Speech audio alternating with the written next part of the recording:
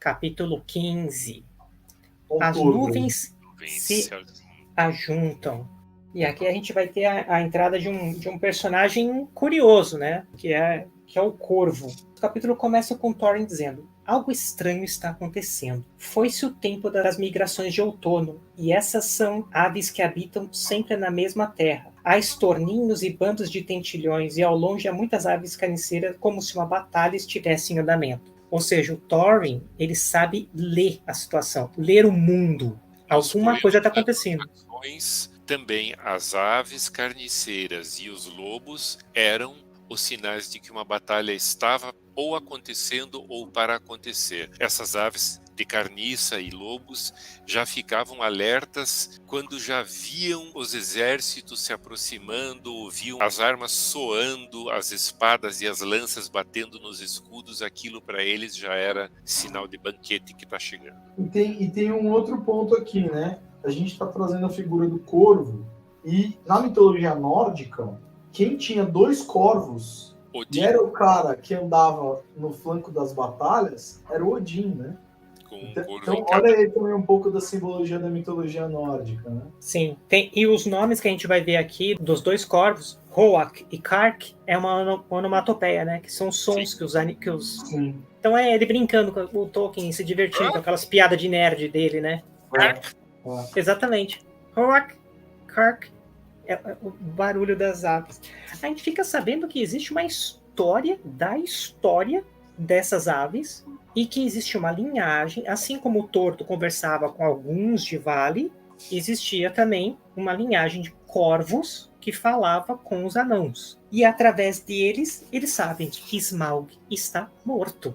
É uma reviravolta, só que na mesma moeda, o corvo dá um conselho pro Thorin. Olha, eles estão vindo, você tá em perigo, porque você não tem estrutura, eles estão desolados, coisa e tal. E aí a gente vê que a doença do dragão, que a febre, que a ganância do Thorin já bateu no limite. E ele já não escuta mais nada. Ele começa a ficar intransigente, até que quando o Bard chega lá para começar as negociações, a conversa entre eles é muito ríspida, apesar do Bard fazer alegações corretas. Mas o Thorin fala o seguinte: se você quer me ajudar, ou tipo, resumindo, ele fala pro Corvo: entendi, mas eu não vou fazer o que você tá me falando. Entendi o seu conselho. Você quer me ajudar mesmo? Chama meu primo lá que ele vai trazer gente para entrar na briga. E aí a gente fica conhecendo um tal de Dain nas Colinas de Ferro. É de ferro.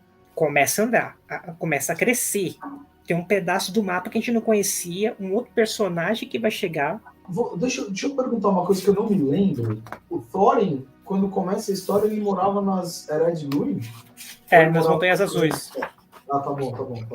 Então a primeira vez que se fala das Colinas de Ferro mesmo. Que eu me recorde, sim. Que eu me recorde a primeira vez.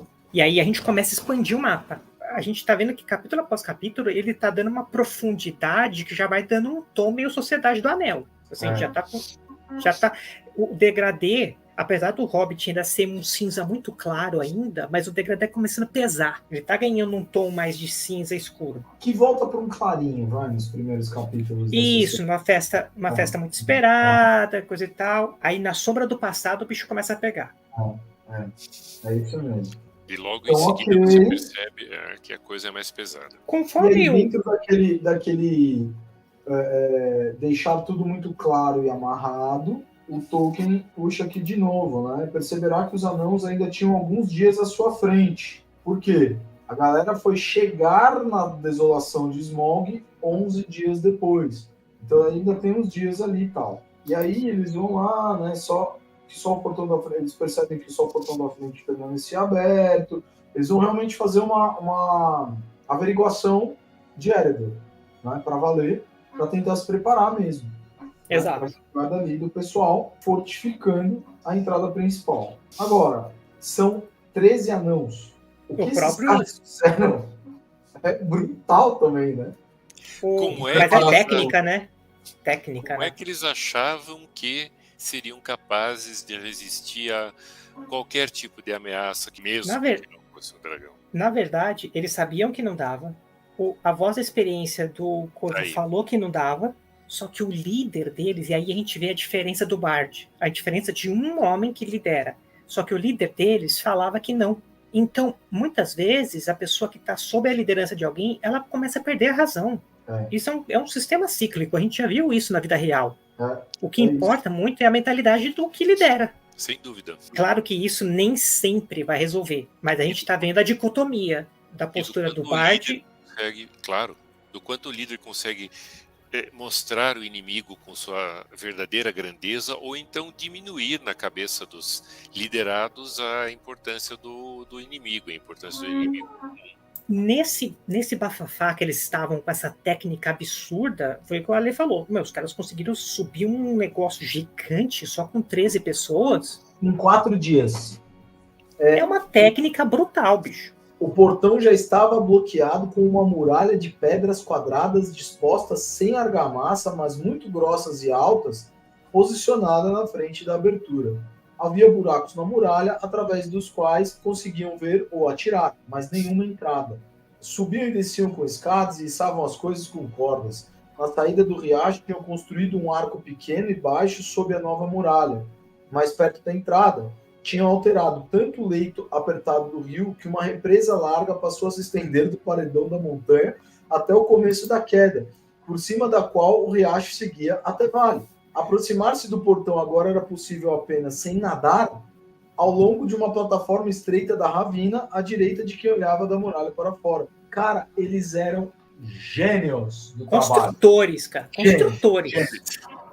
A engenharia nânica era absurda. Como nenhuma outra. Nenhum povo tem a engenharia dos anãos.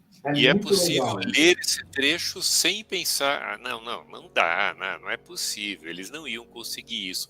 A gente até acredita que é verossímil isso, porque não é qualquer um que está construindo, são os anãos. Exato. Sim. Exatamente. E nós já vimos o que eles são capazes de fazer, nós já vimos o tamanho dos salões.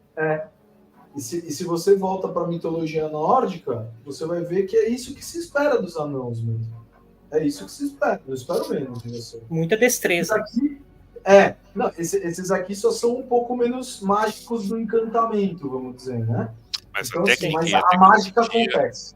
E nesse lugar que eles se fecharam, o que se fecha também? O tempo fecha, porque o clima deles vai ficando cada vez mais claustrofóbico, mais ganancioso, e eles começam a cantar canções. E é dito o seguinte: mas o coração de Bilbo desabou, tanto ao ouvir a canção quanto a conversa. Ambas soavam belicosas demais. O Bilbo viu a transição que estava acontecendo com aquelas pessoas. E isso destruiu ele por dentro. E isso que vai motivar mais coisas. O que vem depois dessa canção? No dia seguinte, a gente vê que o Bard vai fazer a sua pedida pro Thorin. O comentário do narrador é: ora, essas eram palavras justas e verdadeiras, mesmo que pronunciadas de modo orgulhoso e sombrio.